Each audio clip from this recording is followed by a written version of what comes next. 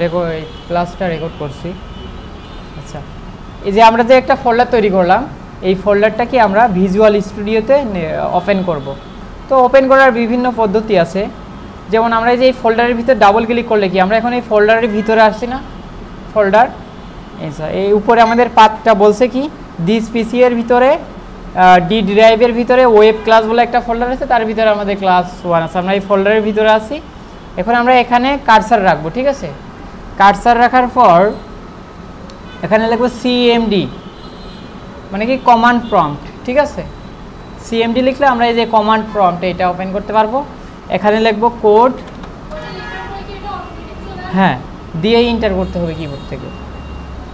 তারপর code dot, হ্যাঁ code dot দিয়ে এন্টার দিলে আমাদের এই যে এটা অটোমেটিক ভিজুয়াল স্টুডিওতে ওপেন হবে, ঠিক আছে। এটা হচ্ছে আমাদের সেই ভিজুয়াল স্টুডিও। আরেকবার স্ক্রিন রেকর্ড হচ্ছে, হ্যাঁ রেকর্ডের ভিতরে থাকবে। আচ্ছা, মনে করেন আমরা একটা ফোল্ডার তৈরি করলাম, এই ফোল্ডারটাকে ভিজুয়াল স্টুডিওতে নিয়ে যাব, তাই না। তো এই ফোল্ডারের উপর ডাবল ক্লিক করলাম, এই ফোল্ডারের ভিতর প্রবেশ করলাম। না, ইনস্টল দিয়ে নিতে হবে। আচ্ছা, উপরে যে রয়েছে কি আমাদের পাথ রয়েছে না, এখানে এদিকে খেয়াল করেন। এই যে এখানে ক্লিক করলাম, হ্যাঁ ক্লিক করার পর এই যে এমন ইন্টারফেস আসবে। তো এবার আমরা লিখব সিএমডি। সিএমডি লিখলে এই যে কমান্ড প্রম্পট এই যে এটা আসবে। আসার পর এখানে লিখব কোড, তারপর ডট, হ্যাঁ কোড স্পেস ডট দিয়ে এন্টার দিলে ওই ফোল্ডারটা আমাদের এই যে দেখেন এই ক্লাস 1 এই ফোল্ডারটা ভিজুয়াল স্টুডিওতে ওপেন হয়ে যাচ্ছে। আচ্ছা, এটাকে ফুল স্ক্রিন করি, এই যে ওয়েলকামটাকে কেটে দিই, যে ক্লাস 1 এই ফোল্ডারের ভিতরে আসলে এখন কিছুই নাই। তো আমরা এখানে মনে করেন একটা ফাইল তৈরি করব।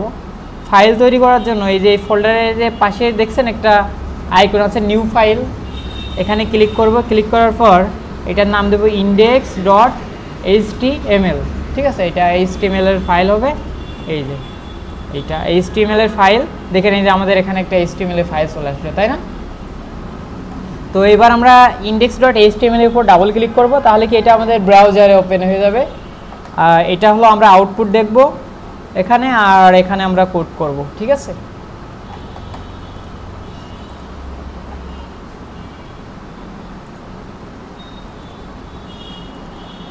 আচ্ছা, ডাবল ক্লিক করি। আচ্ছা, এই যে ব্রাউজারে আমরা আউটপুট দেখব, আর ভিজুয়াল স্টুডিওতে কি করব আমরা কোড করব, ঠিক আছে। তো এখানে আমাদের এইচটিএমএল এর একটা স্ট্রাকচার ছিল না, সর্বপ্রথম কি করতে হয় ডক টাইপ এইচটিএমএল। তো আমরা শিফট চেপে যদি আমরা এই চিহ্নটা আনি, এই যে এক্স কিলোমিটারের চিহ্ন দিয়ে যদি আমরা ইন্টার দিই, তাহলে পুরো এইচটিএমএল এর স্ট্রাকচারটা চলে আসবে, ঠিক আছে। এটা আমাদের কি পুরো এইচটিএমএল এর স্ট্রাকচার। প্রথমে থাকে কি ডক টাইপ এইচটিএমএল, তারপর এখানে আমরা যা কিছু এই যে এই আউটপুটে যা কিছু দেখতে চাবো সেটা কোথায় শো করব, কোথায় লিখবো এই বডি এর ভিতরে, ঠিক আছে। এই যে বডি ট্যাগ আমাদের কি ওপেনিং, আর বডি ট্যাগ কি ক্লোজিং। আচ্ছা, ট্যাগ কিভাবে লিখতে হয় এটা আপনারা জানেন? আপনারা মনে হয় জানেন, নতুন যারা অ্যাড হয়েছেন তারা হয়তো জানেন না। আচ্ছা, এখানে H1 বলে মনে করেন একটা ট্যাগ আছে, ঠিক আছে। তাহলে এই যে সর্বপ্রথম আমাদের এই চিহ্নটা, ঠিক আছে। আচ্ছা, এটা লেস দেন, তারপর এই যে ট্যাগ মনে করেন, হ্যাঁ এমনি কেটে দিলাম আমি শুরু থেকে বোঝানোর জন্য। আর সর্বপ্রথম আমাদের লেস দেন চিহ্ন দিতে হবে, ঠিক আছে। লেস দেন চিহ্ন, তারপর H1 বলে একটা ট্যাগ আছে HTML এর, ঠিক আছে। H1 tag. আচ্ছা, এই যে H1 ট্যাগ আমাদের যখন আমরা এখানে H1 ট্যাগটা দিব, এই যে H1, এই H1টাকে আমাদের আবার কি ক্লোজিং করতে হবে। ক্লোজিং করার জন্য আবার এখানে এই চিহ্ন, তারপর একটা স্ল্যাশ চিহ্ন, ঠিক আছে। স্ল্যাশ H1 মানে কি এটা আমাদের কি ওপেনিং, আর এটা হচ্ছে ক্লোজিং। এই যে এর মাঝে আমরা যা কিছু লিখব সব কিছুর উপর কি H1 ট্যাগটা অ্যাপ্লাই হবে, ঠিক আছে। হেডিং 1 দিলাম। দেওয়ার পর যদি আমরা এখান থেকে কন্ট্রোল এস দিয়ে সেভ দিই, সেভ দিয়ে যদি আমরা এই সাইডে রিলোড করি, তাহলে দেখেন এই যে H1 ট্যাগের কারণে কি হচ্ছে আমাদের এটা সবচেয়ে বড় হচ্ছে, তাই না, এই লেখাটা আউটপুট। আমরা যদি এখানে H2 ট্যাগ নিই, এই যে H2, এই যে H2 এই যে এখানে কি ওপেনিং, আর এখানে এই যে ক্লোজিং অটোমেটিক দিয়ে দিয়েছে। এর মাঝখানে আমরা যা কিছু লিখব হেডিং 2, তাহলে কি হবে আমাদের H2 এর কাজ কি H1 এর চেয়ে একটু ছোট করে, তাই না আউটপুটটা। আচ্ছা, এইভাবে H1 থেকে H6 পর্যন্ত ট্যাগ আছে HTML এর। H3 দিলে আরো একটু ছোট, হেডিং 3, আর H6 সবচেয়ে ছোট। বুঝতেছেন তো? না, H3 H4 5 আছে, তো আমি ওইগুলো দিচ্ছি না, কারণ কি দেখলে বুঝতে পারছি যে যত ছোট দেবো ততই ছোট হবে, তাই না? তো সেই জন্য দিলাম না। H1 থেকে H6 পর্যন্ত আছে ট্যাগ, বুঝতে পেরেছেন? আচ্ছা, H6 দেখেন একদমই ছোট, সর্বনিম্ন। আর H4 5ও দিতে পারবেন, H4 হেডিং 4। আচ্ছা, দেখা যাচ্ছে এলা আমার এই যে এগুলো দেখা যাচ্ছে? আচ্ছা আচ্ছা, H5টাও দিয়ে দিই, হেডিং 5, ঠিক আছে? তো H1 থেকে H6 পর্যন্ত ট্যাগ আছে।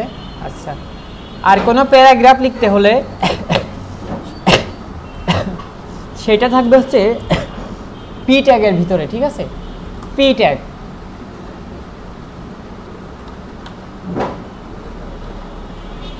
আচ্ছা, এখানে কিছু প্যারাগ্রাফ রাখলাম। আচ্ছা, ভিউ থেকে ওয়ার্ড র্যাপ করে দিই। আচ্ছা, দেখেন P tag opening, P tag closing, এর মাঝখানে আমরা প্যারাগ্রাফ রাখলাম, ঠিক আছে? কোনো প্যারাগ্রাফ রাখতে হলে পি ট্যাগের ভিতরে রাখতে হয়। এটা এই যে আমাদের সে প্যারাগ্রাফটা আছে, বুঝতে পেরেছেন? আচ্ছা, কোনো লেখাকে বোল্ড করতে হলে কি করতে হয়? B tag. হ্যাঁ, বি ট্যাগ। সাপোজ আমরা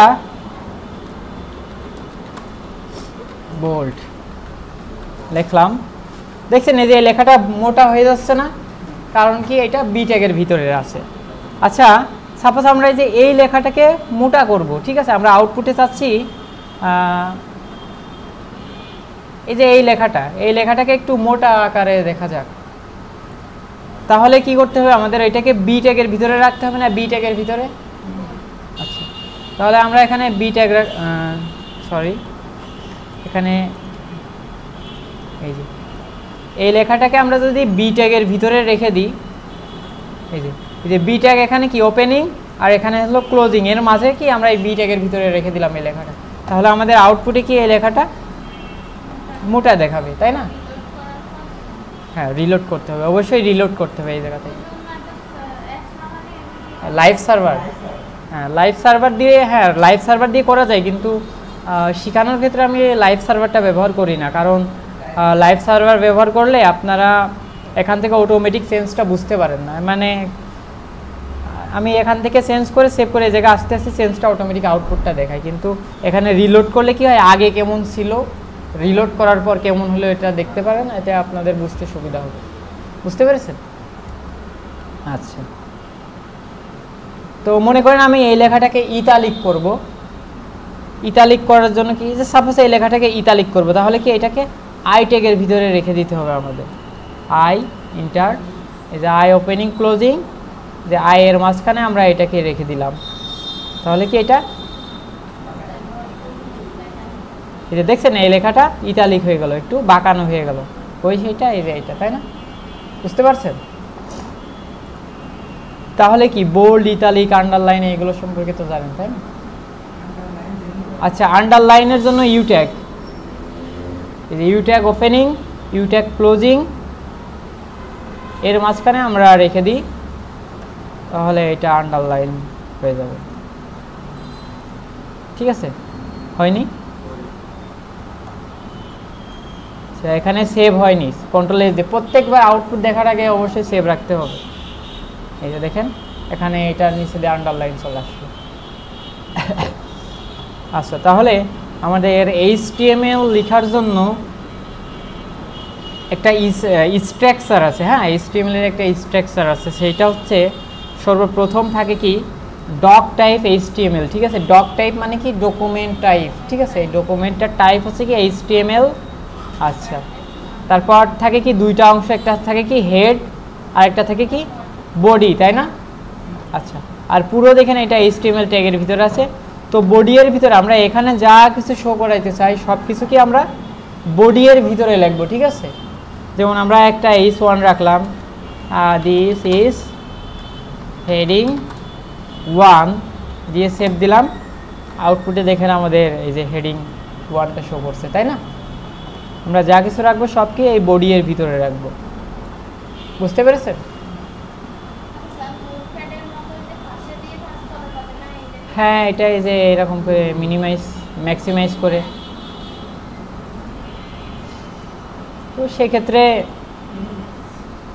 ছোট দেখা যাবে, এই আর কি, এইভাবে করা যাবে, সমস্যা নেই। তো ফুল স্ক্রিন করে নিই। এটা হচ্ছে ক্রোম ব্রাউজারে আমাদের আউটপুট আছে। আচ্ছা, একটা ওয়েবসাইট আছে, হ্যাঁ, W3 স্কুলস, নাম শুনেছেন? W3 স্কুলস, এই যে w3schools.com। এখানে আমাদের HTML, CSS, জাভাস্ক্রিপ্ট সব কিছুরই কি টিউটোরিয়াল আছে বইয়ের মতো করে, ঠিক আছে। এই যে আমরা HTML এ গেলাম, যাওয়ার পরে যে একদম শুরু থেকে দেখে দেখে শিখতে পারবেন এই যে HTML কিভাবে লিখতে হয়। এই যে সর্বপ্রথম ডক টাইপ HTML, তারপর ইন্ট্রোডাকশন, তারপর বেসিক। আচ্ছা, HTML এর আরেকটা ট্যাগ দেখাই দিই, সেটা হচ্ছে মার্কি ট্যাগ। মার্কি না, মার্কি, ঠিক আছে, মার্কি ট্যাগ। হ্যাঁ, মার্কি ট্যাগের ভিতরে যদি আমরা কোনো কিছু লিখি,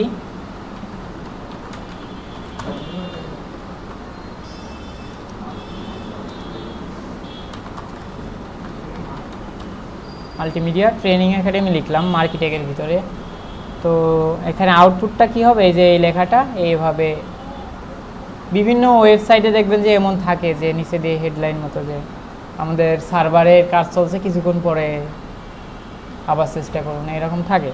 তো সেক্ষেত্রে এই যে মার্কি ট্যাগটা ব্যবহার করা হয়। তো এই যে এটা হচ্ছে marquee tag opening, marquee tag closing, এর মাঝখানে যা লিখবেন।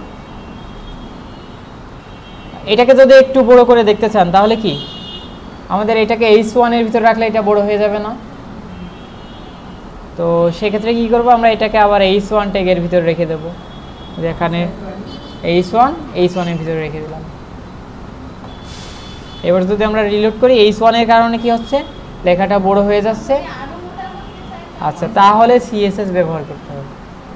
হ্যাঁ, CSSটা যেহেতু আমরা এখনো জানি না, CSS এ যাওয়ার পর বুঝতে পারছেন? তাহলে এই পর্যন্ত কোনো সমস্যা আছে?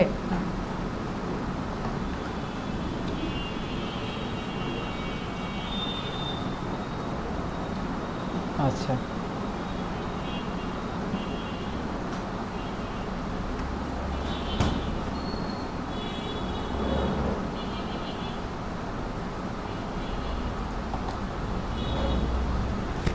তুমি বুঝতে পারছো?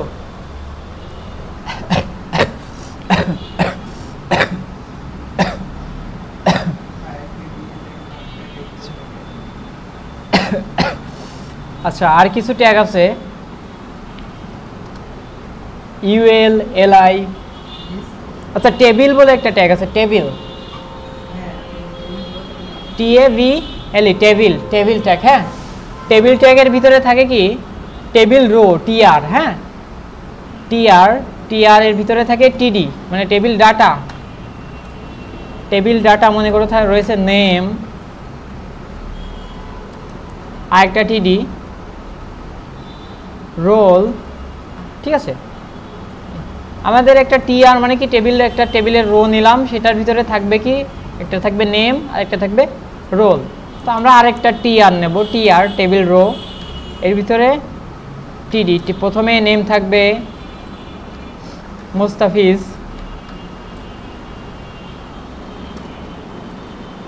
TD রোল থাকবে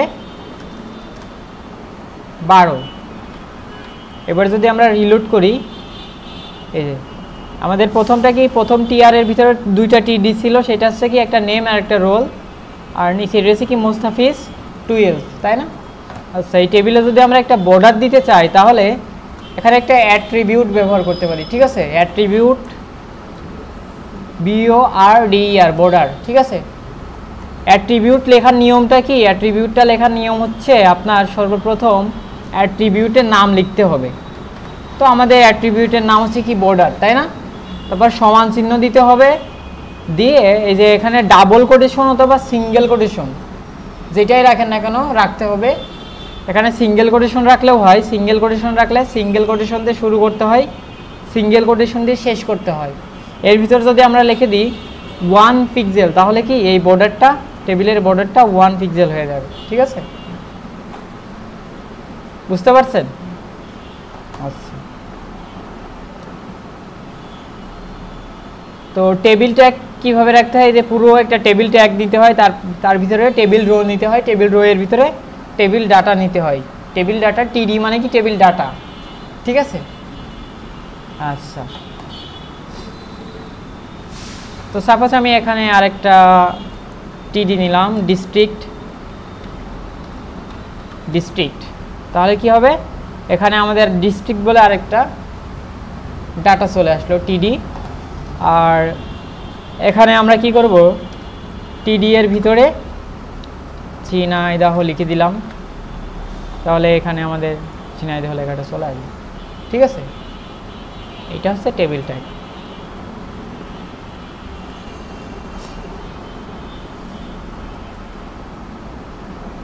আচ্ছা,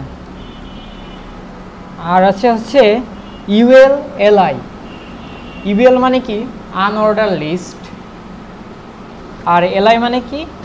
OL মানে কি? Order list. দুই ধরনের লিস্ট হয় HTML এ। আচ্ছা,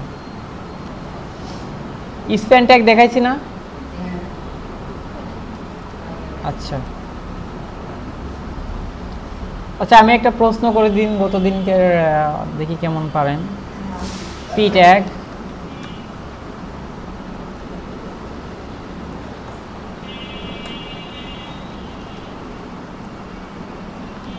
লরেন 10, ঠিক আছে? আচ্ছা, এখানে নিলাম স্প্যান ট্যাগ,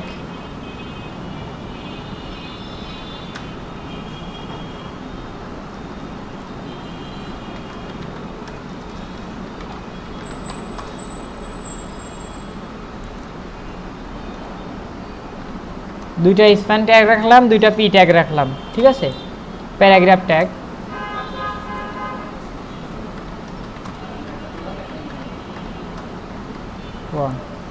ঠিক আছে? তো দেখেন এটা আমাদের কি P ট্যাগ না? P ট্যাগের ভিতরে আছে না এই যে P ট্যাগ ওপেনিং আর P ট্যাগ ক্লোজিং, P ট্যাগের ভিতরে রাখা আছে কি দিস ইজ প্যারাগ্রাফ 1, তাই না? আচ্ছা, এখানে আউটপুটটা এখানে শো করছে। আচ্ছা, পরবর্তীতে কি আছে? আরেকটা লোরেম স্প্যাম দিয়ে একটা টেক্সট নেওয়া আছে, অথবা আমরা একটা কাজ করি,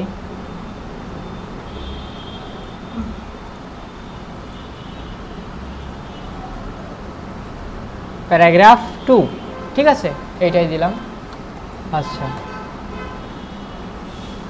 এই যে দুইটা প্যারাগ্রাফ, তাই না?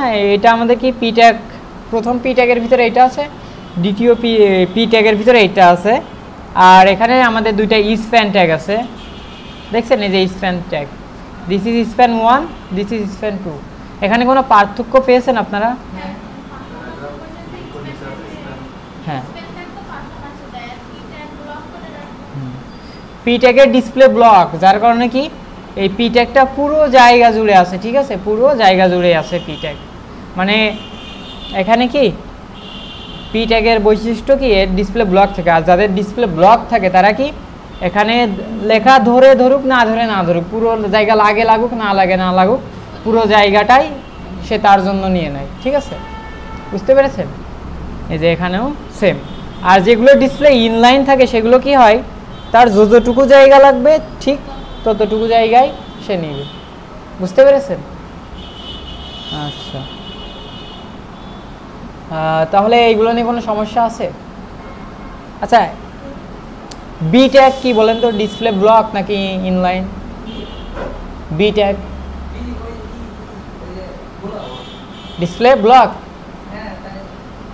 না, বিটেকের ডিসপ্লে ইনলাইন থাকে।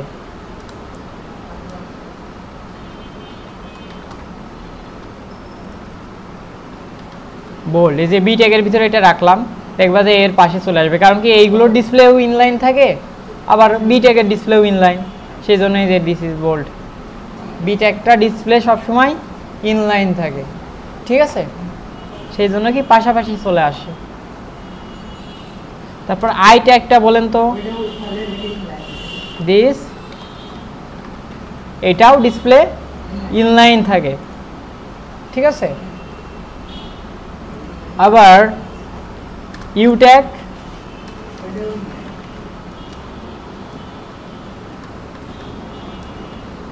আন্ডারলাইন, এটারও ডিসপ্লে ইনলাইন থাকে, ঠিক আছে। আচ্ছা, তো এইগুলার সবগুলারই কি ডিসপ্লে ইনলাইন, যার কারণে কি হচ্ছে সবগুলা পাশাপাশি চলে আসছে, তাই না। আচ্ছা, আর এইগুলোর ডিসপ্লে ব্লক, যার কারণে কি পুরো জায়গা জুড়ে থাকছে। বুঝতে পারছেন এটা? তুমি বুঝেছো? আচ্ছা, আরেকটা ট্যাগ দেখাই দিই, সেটা হচ্ছে অ্যাঙ্কর ট্যাগ। অ্যাঙ্কর, এ ট্যাগ,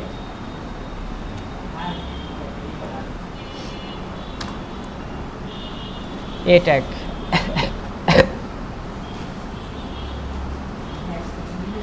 আচ্ছা, এটা পরে রাখি।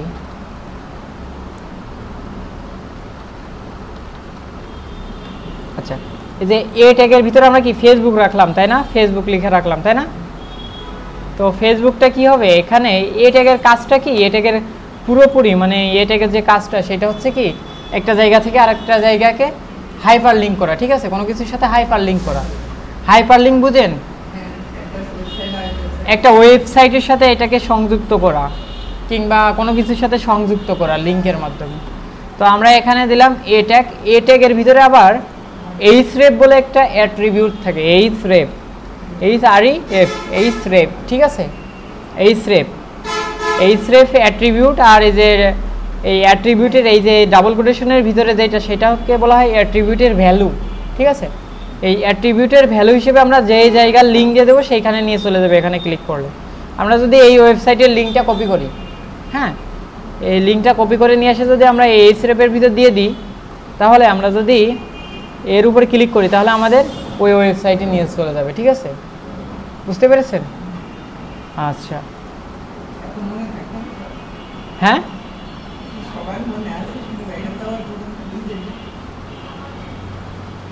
মানে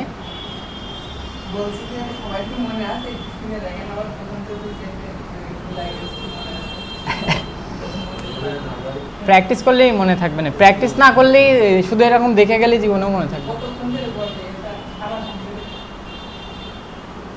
প্রত্যেকদিন 4-5 ঘন্টা মিনিমাম প্র্যাকটিস করতে হবে প্রত্যেক দিন, ভাঙিয়ে ভাঙিয়ে যেভাবেই করো 3-4 ঘন্টা, 4-5 ঘন্টা।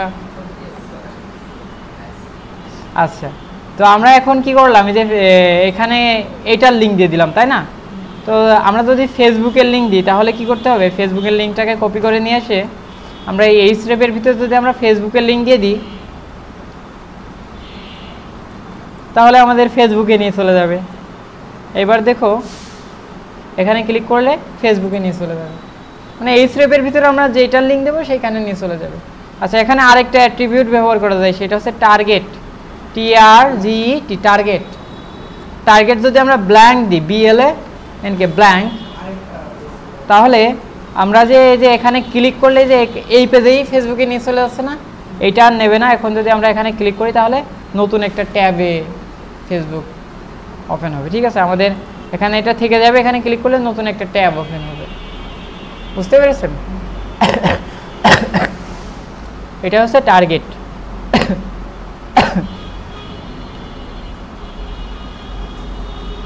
টার্গেট যদি আমরা ব্ল্যাঙ্ক দিই তাহলে এই কাজটা হবে। তো এই পর্যন্ত কোনো সমস্যা আছে? আচ্ছা, HTML একবারে শেষ করা দিয়ে তোমরা পারবা না, মাথার উপর দিয়ে যাবেন সব।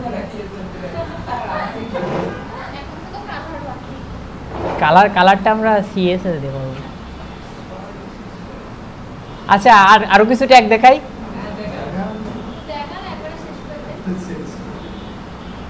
HTML 2-3 দিনে শেষ হয়ে যায়, এটা স্বাভাবিক। আচ্ছা যদি সমস্যা হয় তাহলে দেখাবো না, এইগুলো নিয়ে আর একটু বিস্তারিত রিভিশন মতো দেব। না না তুমি হয়তো অনেকদিন করেছো বলে তোমার সমস্যা হচ্ছে না, কিন্তু এদের সমস্যা আছে। হ্যাঁ না ও অনেকদিন করেছে HTML, অনেকদিন প্র্যাকটিস করছে। আচ্ছা এইগুলাই আমি আরেকবার একটু দেখাই। আচ্ছা আমরা কি কি ট্যাগ শিখলাম তাহলে? H1 থেকে H6 পর্যন্ত, তাই না? H1 থেকে H6 পর্যন্ত ট্যাগ শিখলাম।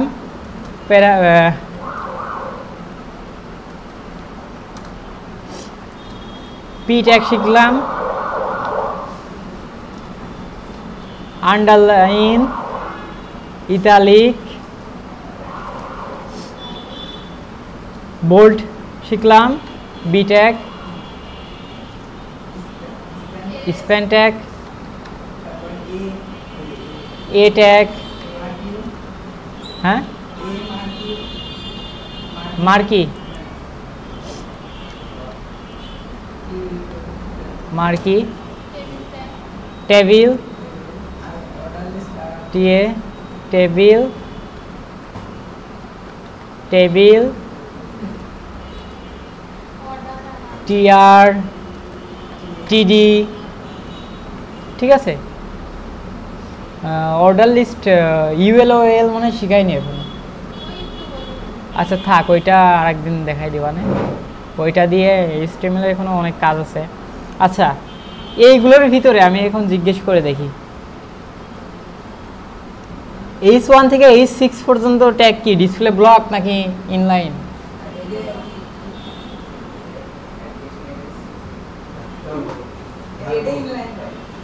হ্যাঁ H1 থেকে H6, হ্যাঁ ব্লক।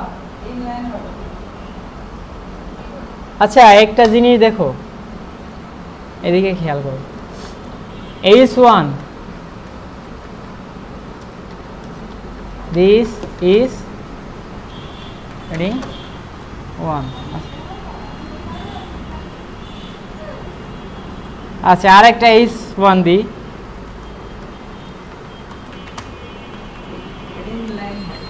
হেডিং 1,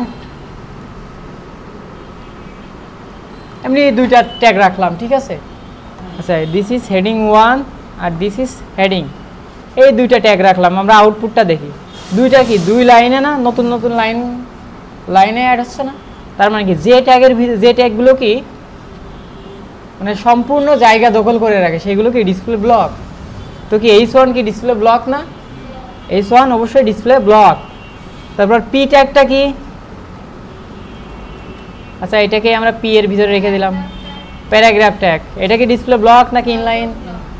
দেখেন এটারও ডিসপ্লে ব্লক, P ট্যাগও ডিসপ্লে ব্লক। কারণ কি P ট্যাগ পুরো জায়গা জুড়ে থাকে, তাই না? P ট্যাগটাও কি ডিসপ্লে ব্লক, মানে আপনি P ট্যাগ ব্যবহার করলে সেটা কি পুরো লাইনটাই তার জন্য, ওই জায়গার জন্য বরাদ্দ। আচ্ছা তারপর স্প্যান ট্যাগ আছে, এইটা ব্লক।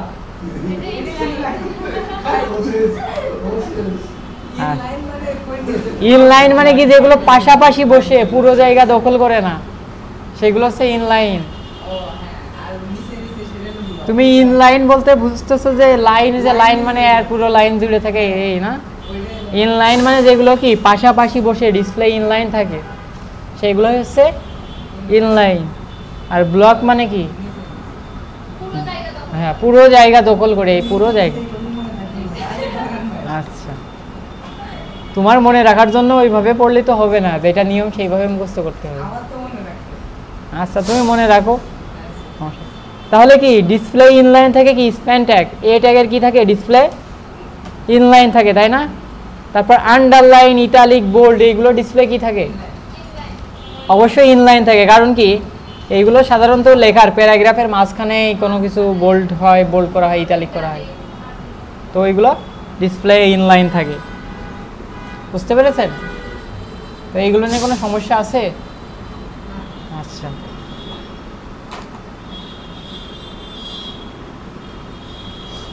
আচ্ছা অ্যাট্রিবিউট কাকে বলে?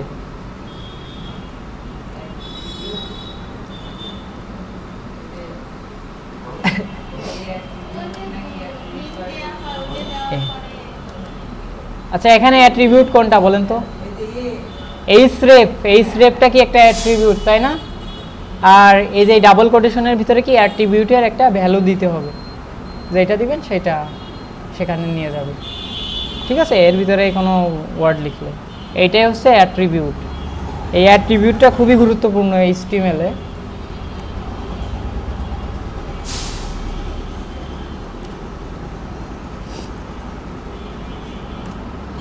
ইনপুট বলে একটা ট্যাগ আছে HTML এর, ইনপুট টাইপ টেক্সট।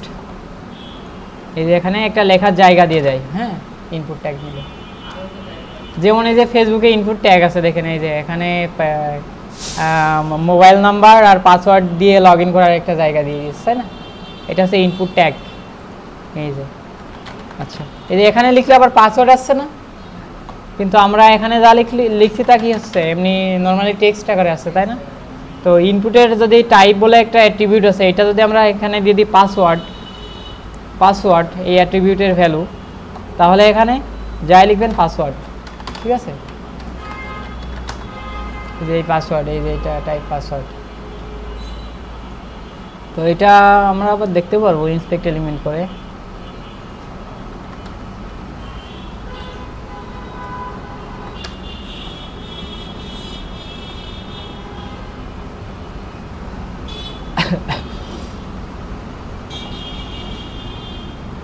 বুঝতে পারছেন?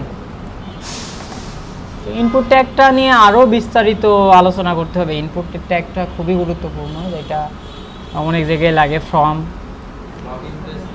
হ্যাঁ, লগ ইন পেজ তৈরি করতে গেলে, রেজিস্ট্রেশন ফর্ম তৈরি করতে গেলে, তারপর হ্যাঁ